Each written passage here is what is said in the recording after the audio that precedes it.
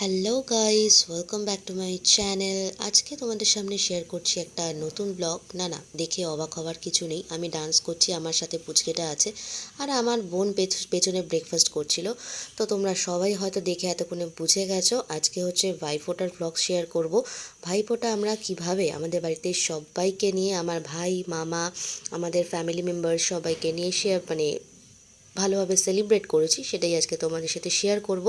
So সকাল থেকেই প্রচুর আয়োজন হয়েছিল, মানে আমরা সবাই মিলে আয়োজনে ব্যস্ত ছিলাম। তারপরে চলে গেছিলাম ভাইফোঁটা শুরু করতে, কারণ অলরেডি অনেকটা লেট হয়ে গেছিল।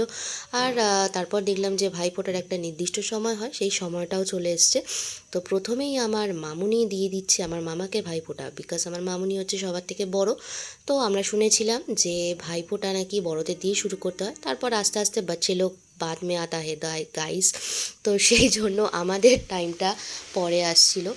তো মামুনি, মা, মাসি, আমার তো দুই মাসি আছে, তোমরা দেখে থাকবে। আমার ভিডিওটা পুরোটাই দেখো, দেখবে তোমাদের বেশ ভালো লাগবে। কারণ আমরা ভিডিওতে আজ মানে ভাইফোঁটা দিনকে প্রচুর মজা করেছিলাম, মানে সারা দিন আমরা নেচে কুদে গেয়ে কাটিয়েছিলাম। যাই হোক, প্রচুর এনজয় করেছি। তেমনি ভাইফোঁটাটা যতক্ষণ আমাদের দেয়া হচ্ছিল ঠিক ততক্ষণ আমাদের একটুখানি মানে আমরা শান্তভাবে বসেছিলাম।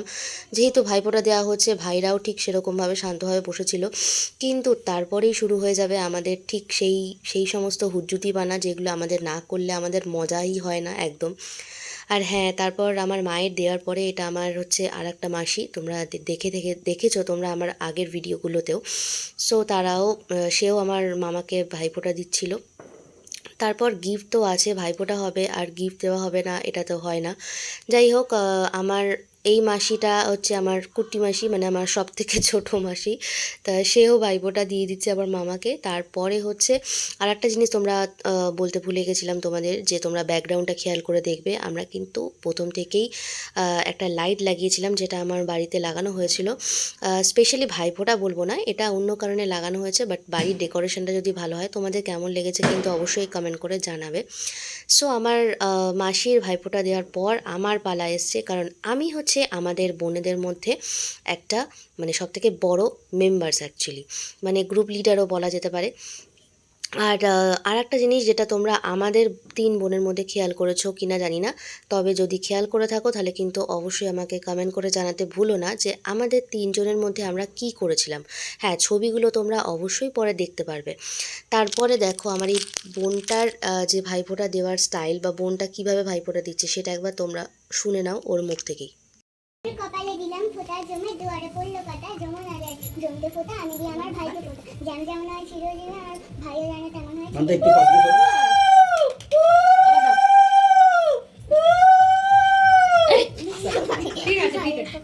ভাইয়ের কপালে দিলাম ফোঁটা, জমের দুয়ারে পড়লো কাটা, যেমন আগে জমতে ফোঁটা, আমি দিয়ে আমার ভাইকে ফোঁটা, যেমন হয় চিরজীবী, আমার ভাইও জানে তেমন হয় চিরজীবী। ওই বছরে শিখিয়ে দিয়েছিলাম। ভাইয়ের কপালে দিলাম ফোঁটা, জমের দুয়ারে পড়লো ফোঁটা, যেমন আগে জমতে ফোঁটা, আমি দিয়ে আমার ভাইকে ফোঁটা, যেমন হয় চিরজীবী, আমার ভাইও জানে তেমন হয় চিরজীবী। এবার দাদা ভাই তুমি বোনকে বল আশীর্বাদ করো। হ্যাঁ, এবার তুমি আশীর্বাদ করো বোনকে। হ্যাঁ, সামনে যাও, সামনে যাও, সামনে যাও। হ্যাঁ, ব্যাস হয়েছে। হ্যাঁ, দাদাকে একটু মিষ্টি খাই দাও। আশীর্বাদ করো। সো তোমরা দেখতেই পারলে ওকে কিন্তু এই ভাইফোঁটার যে মন্ত্রটা যেটা দিয়ে মানে যেটা আমরা বলে ভাইফোঁটা দিই, সেটা কিন্তু ওকে আমরা কেউই শেখাইনি। মানে প্রথম বছর যখন ও ফার্স্ট ভাইফোঁটা দেওয়া শুরু করেছিল, তখন আমরা একটুখানি শিখিয়ে দিয়েছিলাম। তারপর কিন্তু ও এটা মনে রেখেছে, এটা হ্যাটস অফ টু মানে হার। ও কিন্তু পুরো এক বছর এটা মানে এই মন্ত্রটা কিন্তু মনে রেখেছে, এটা তার জন্য ওর জন্য একটা স্যালুট হয়ে যাওয়া দরকার। মানে আমরা কেউ ভাবতেই পারিনি যে ও মন্ত্রটা এত সুন্দর করে মনে রাখতে পারবে। তারপর আমার সেই বোনটা, মানে যে আমার অ্যাসিস্ট্যান্ট, বোন কম অ্যাসিস্ট্যান্ট বেশি, সে ভাইফোঁটা দিয়ে নিচ্ছে। সো আমাদের তিনজনের কিছু একটা জিনিস তোমরা খেয়াল করেছো কিনা জানি না, তবে যদি খেয়াল করে থাকো অবশ্যই কমেন্ট করে জানাবে। আমি আগেও বলেছি, আবারও বলছি। তারপরে চলে এসছে সেই সময়, যেই সময়টা দেখতে পাচ্ছ, মানে আমরা নেচে কুদে একেবারে ফাটিয়ে নেচেছি, মানে যাকে বলে ফাটিয়ে ডান্স করা। হ্যাঁ, আমার মাসির মাঝখান থেকে ফোন কল এসেছিলো, মাসি লাস্টে এতটাই ব্যস্ত হয়ে পড়েছিল, মাসি বলছে তোমরা ভাই ফোনটা রাখো, আমি আগে একটু নেচে নিই, তারপর ফোনে কথা হবে। আর আমার এই ছুটকে বাচ্চা লোক যারা আছে, তাকে দেখো, মানে এনার্জি লেভেলটা জাস্ট একবার দেখো, কোনো এনার্জির কোনো কম হয় না। আর আমারও সেই সময় এনার্জি একেবারে তুঙ্গে ছিল, সারাদিন সকাল থেকে উঠেই যে কাজকর্মগুলো করছিলাম আমাকে দেখে কেন জানি না মনেই হচ্ছিল না যে আমি এত খেটেছি। যাই হোক, আমার মারও কিন্তু সেই লেভেলে এনার্জি ছিল, মানে একেবারে 2 হাত তুলে মার ডান্স যাকে বলে যত পেরেছে ফাটিয়ে নেচেছে। তারপরে নাচা কোদার পর এসেছিল খাওয়ানোর পালা, মানে দুপুরবেলা লাঞ্চের পালা। যেই সময় আমাদের লাঞ্চের মেনু কিন্তু মানে খুব সুন্দর ছিল। সেটা হচ্ছে পোলাও ছিল, আর হচ্ছে আলুর দম আর চিকেন কষা, চাটনি, আর হচ্ছে কী যেন ছিল, হ্যাঁ আইসক্রিম। এইগুলো হচ্ছে আমাদের লাঞ্চের মেনু ছিল। তবে সবার ফার্স্টে আমার মামারা খেয়েছিল। আর হ্যাঁ, আমার 2 দিদা দেখতে পাচ্ছ, 2 দিদাও ভাইফোঁটা দিয়েছে তাদের ভাইকে, মানে আমার দাদুকে। তারপরে কিন্তু আমরা লাঞ্চ করতে বসে পড়েছিলাম। আমাদের দিদা কিন্তু সবার ফার্স্টে ভাইফোঁটা দিয়েছে, তারপরে আমরা ভাইফোঁটা দিয়েছিলাম। আর লাঞ্চের মেনুতে আমরা, মানে আমার তো সবথেকে ভালো লেগেছিল হচ্ছে পোলাও আর চিকেন দুটোই। আলুর দমটাও আমার মা খুব ভালো টেস্ট করেছিল, সেটাও খুব ভালো হয়েছে। আর চাটনিটা হচ্ছে আমরা তেঁতুলের চাটনি করেছিলাম, তার সাথে স্যালাড তো অবশ্যই মাস্ট। আর তার মাঝখানে দেখো মধ্যমণি যে ম্যাডামকে দেখতে পাচ্ছ, মানে আমার অ্যাসিস্ট্যান্ট, তিনি হচ্ছেন সেকেন্ড ব্যাচে খেতে বসেছেন, কিন্তু উঠেছেন হচ্ছে একেবারে থার্ড ব্যাচে। হ্যাঁ, বেশি খায় না এরকমটা ভাবার কোনো কারণ নেই যে অনেক খায়, কিন্তু খান কম, কিন্তু খেতে সময় লাগে হচ্ছে প্রচুর। আর তারপরে দেখো যে জিনিসটা দেখতে পাচ্ছ, আমার মা আর আমার মামা কি করতেছে দুজন মিলে, মানে আর তার মধ্যে আমাদের পাগলামিটাও তোমরা দেখতে পারবে। মানে নেই কাজ তো খইবার যাকে বলে। আর আমি আর আমার ছোট পুচকে বাচ্চা লোকের যে মেম্বার, হ্যাঁ আমরা 3 জনে মিলে যা পাগলামি করছিলাম, মানে পাগলা গাড়াতেও মনে হয় কম পড়ে যাবে এরকম পাগলামি। যাই হোক, তারপর আমরা সন্ধ্যাবেলা চলে গেছিলাম বাজি ফাটাতে। আর আমরা ন্যাচারালি ভাইফোঁটার সময় বাজি ফাটাই, বিকজ ভাইফোঁটাটা আমাদের বাড়িতে হয়, তো সবাই মিলে এসে আমাদের বাড়ির ছাদে বাজি ফাটানো হয়।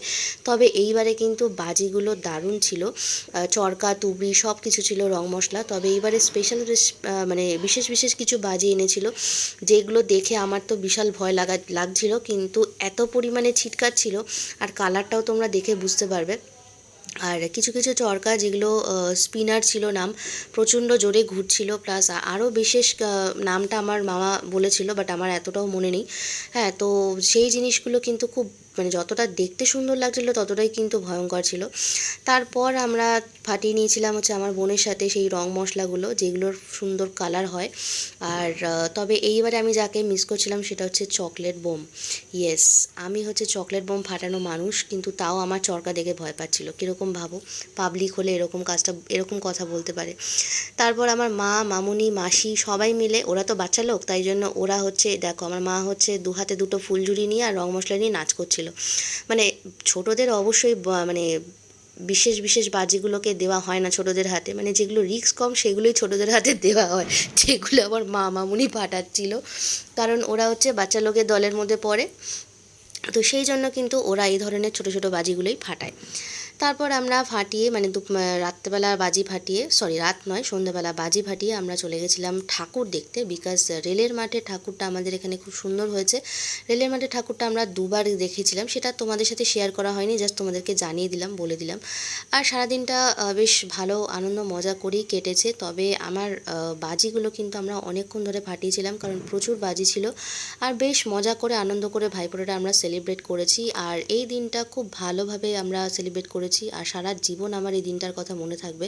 সো তোমরা কারা কারা এরকম সুন্দর করে তোমাদের ভাইদেরকে নিয়ে সেলিব্রেট করো, অবশ্যই কিন্তু আমাকে কমেন্ট করে জানিও।